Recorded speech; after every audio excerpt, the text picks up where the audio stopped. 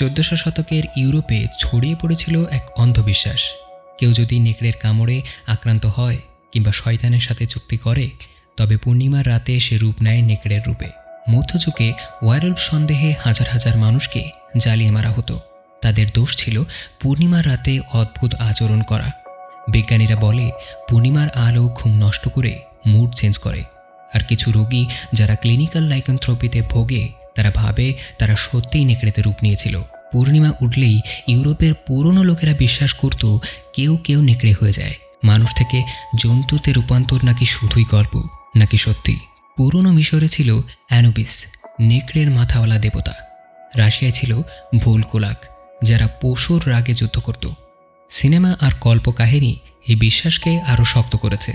কিন্তু প্রশ্ন থেকেই যায়, পূর্ণিমা কি কেবল আকাশের সৌন্দর্য, নাকি আমাদের ভেতরের অন্ধকারকে জাগিয়ে তোলে?